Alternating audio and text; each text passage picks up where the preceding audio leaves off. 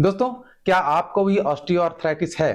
क्या आपको भी डॉक्टर ने कहा है कि हाँ, आपका भी ऑस्टियोआर्थराइटिस ग्रेड 1, ग्रेड 2, ग्रेड 3 और ग्रेड 4 है? तो आज हम इस वीडियो में यही बताएंगे कि अगर आपके घुटने में ऑस्टियोआर्थराइटिस का समस्या हो गया है, तो हम कैसे उसे घर बैठे ठीक कर सकते हैं, कुछ व्यायाम करके और कुछ अपनी हड्डियों को, अपनी मांसपेशियों को मजबूत करके। तो वीडियो को बिल्कुल अंत तक देखेंगे, सही से उसको समझेंगे, उसके बाद उसका उपयोग करके आप घर बैठे ही अपने घुटने के दर्द को ठीक कर सकेंगे। नमस्कार दोस्तों, मेरा नाम डॉक्टर मुकेश कुमार और आप देख रहे हैं संजीवनी हेल्थ सॉल्यूशन।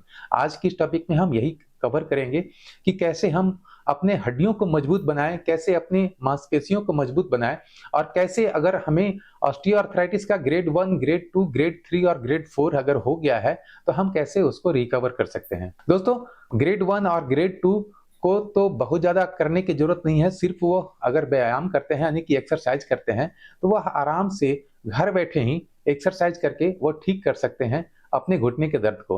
ऑस्टियोआर्थराइटिस का ग्रेड 1 और ग्रेड 2 आराम से घर बैठे ही ठीक हो सकता है, जो कि आप हमारे चैनल पे जाकर देख सकते हैं। ऑस्टियोआर्थराइटिस के लिए बहुत सारे, घुटने के दर्द के लिए बहुत सारे वीडियो हैं, आप देख सकते हैं चैनल पे जाकर के। उसमें से आप चूज़ कर लें और उसके हिसाब से जो भी आपका समस्या है उसको देख लें और उसके हिसाब से आप एक्सरसाइज करेंगे तो घर बैठे ही उसे ठीक कर सकेंगे। दोस्तों, ऑस्टियोआर्थराइटिस का सबसे बड़ी जो फैक्टर है वह है हमारा एज रिलेटेड फैक्टर। यानी कि आपका एज अगर 35, 40 और 45 प्लस होने जा रहा है, तो आपको ऑस्टियोब्लास्ट और ऑस्टियोक्लास्ट, ये 2 चीज़ को मैं समझाऊँगा ताकि आप सही से समझ सकेंगे कि ऑस्टियोब्लास्ट और ऑस्टियोक्लास्ट क्या है। तब आप इस चीज़ को भली-भाँति समझ सकेंगे और अपने घुटने को ठीक कर सकेंगे। ऑस्टियोब्लास्ट होता है कि जब हम किसी भी चीज़ को खाना खाते हैं और उसमें अगर कैल्शियम है, प्रोटीन है, जो हमारे हड्डियों के लिए चाहिए, तो वह उसको एब्ज़ॉर्ब करके हमारे हड्डियों पर वह चिपकाता है, उसे हम ऑस्टियोब्लास्ट कहते हैं। वह हड्डियों को मजबूती देता है। जैसे विटामिन खाते हैं, विटामिन डी है, विटामिन सी है, विटामिन बी है, विटामिन के है, विटामिन ई है, विटामिन ए है। सभी विटामिन की ज़रूरत है हमारी हड्डियों को। तो हम अगर किसी भी चीज़ को खाते हैं तो हमको वह हड्डियों पर जाकर चिपकता है और हड्डियों को मजबूत करता है। लेकिन एज फैक्टर यहाँ पर यह काम करता है कि जैसे ही आपका 40 बरस से ऊपर होता है, तो हमारा ऑस्टियोक्लास्ट होना शुरू होता है। यानी कि अब हम जो भी खाते हैं वो तो एब्ज़ॉर्ब होता है, लेकिन उतना मात्रा में नहीं एब्ज़ॉर्ब होता है। और अगर शरीर में किसी भाग में अगर हमको विटामिन्स की, प्रोटीन्स की, कैल्शियम की ज़रूरत होती है, तो उस हड्डियों में से वह कैल्शियम और प्रोटीन्स निकल करके उस अंग तक पहुंचती है जहां इसकी जरूरत होती है। इस दौरान अगर हम इनटेक में कैल्शियम, प्रोटीन और विटामिन्स नहीं लेते हैं, तो हमारा ऑस्टियोपोरोसिस होने का बहुत ज़्यादा चांस होता है। ऑस्टियोपोरोसिस मतलब होता है कि आपकी हड्डियां कमज़ोर होना। तो हमें अगर ऑस्टियोआर्थराइटिस है, तो हमारे हड्डियों का भी ख्याल रखना पड़ेगा, ताकि अगर हम एक्सरसाइज करें, तो सही तरीके से वह हमारे ऑस्टियोआर्थराइटिस के जो गैप की समस्या होती है, वह ठीक से बढ़े और उसके बाद वहाँ पर की जो मांसपेशियाँ हैं, वह भी ठीक से हमारा मजबूत हो।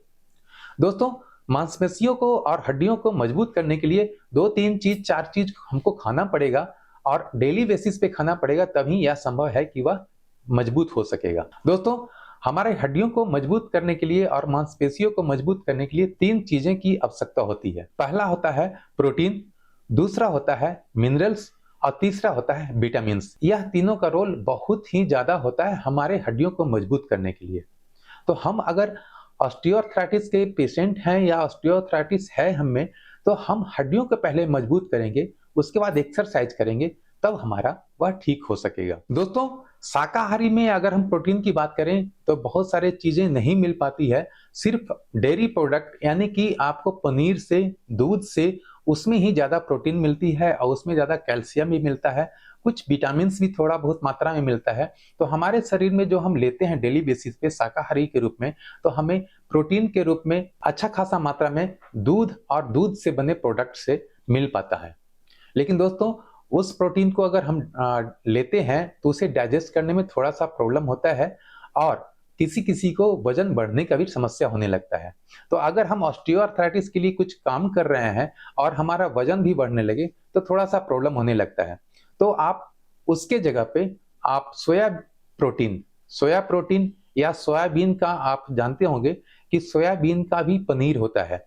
अगर सोयाबीन का पनीर आपके शहर में मिलता है तो ज़्यादा बेहतर है, क्योंकि सोया प्रोटीन में 9 एसेंशियल अमीनो एसिड पाया जाता है जो हमारे शरीर के लिए बहुत ही ज़रूरी है। अगर आपके शहर में सोया प्रोटीन मिलता है तो आप इसका इस्तेमाल बहुत अच्छे से कर सकते हैं, और ज़्यादा मात्रा में भी करेंगे तो आपका हड्डियों मजबूत भी होगी, मांसपेशियां भी मजबूत होगी, क्योंकि सोया प्रोटीन में आपको 9 एसेंशियल अमीनो एसिड मिलता है जो कि सिर्फ और सिर्फ माँ के दूध में बच्चों के लिए मिलता है। जब बच्चा बड़ा हो जाता है तो उन्हें सोया प्रोटीन में ही एकमात्र जगह है जहाँ पे हमें 9 एसेंशियल अमीनो एसिड प्राप्त होता है, जो हमारे शरीर में स्टेमिना को बढ़ाता है और भी एनर्जी को बूस्ट करता है।